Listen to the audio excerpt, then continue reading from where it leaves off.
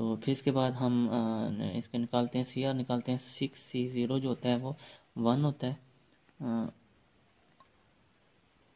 ये ठीक है, ये देखें ये 1 आया हुआ है, सही है। तो यहाँ पे 1 आ जाएगा। फिर यहाँ पे x/2 6 - 0, ये 6 - 0 है ना, तो जस्ट 6 आ जाएगा, ठीक है। और नीचे 2 की पावर में भी 6 है, तो देखें यहाँ पे 64 आ गया है। और आगे किसी की भी पावर मैंने कहा था 0 हो तो वो कितना होता है, 1 होता है। ये देखें यहाँ पे ये पहली टर्म एक्सपेंड हुई है, सही है।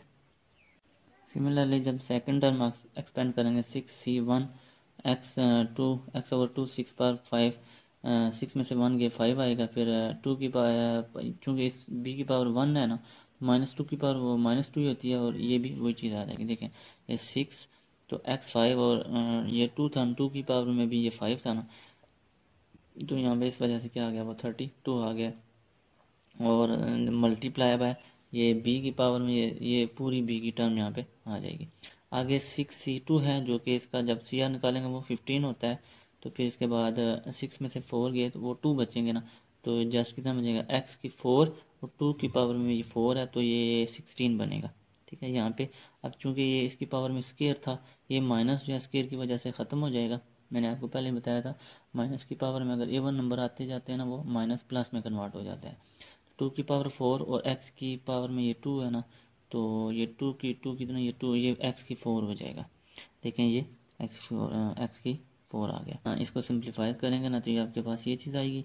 फिर इसके बाद ये नीचे वाली जो टर्म्स एक्सपेंड हो रही हैं ये वाली, ठीक है। तो इसको यहाँ तक आएगा।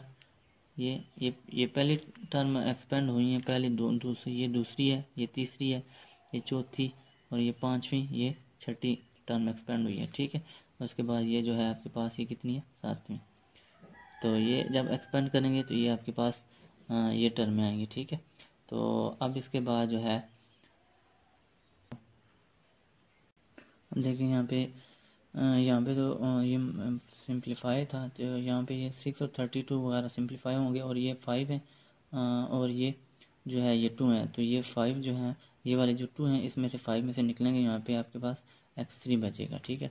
और 15 16 4 जो है ये हमने इनको सिंप्लीफाई करना है, और यहाँ पे x4 है, ये 4 ये पूरे कैंसिल आउट हो जाएंगे। तो यहाँ पे आपके पास आगे ये 28 और 8 आप ये आपस में सिंप्लीफाई होंगे, और ये 3 है और ये 6 है, ये 3 इस 6 में से निकल जाएंगे, ठीक है। तो इसी तरह ये 2 और ये यहाँ पे कितने हैं, ये आपके पास जो है कितने थे जी, 8 थे। तो ये आप यहाँ पे इस कैंसिल आउट होंगे। सिमिलरली आपके पास ये और x, ये जो है ये वाला, और ये आपस में सिंप्लीफाई होंगे, और 6 to 32 ये सिंप्लीफाई होंगे, और यहाँ पे आपके पास जो है जस्ट 64 x12 ही है, बाकी 1 1 ही है, ठीक है। अब दोबारा हम चलते हैं आगे।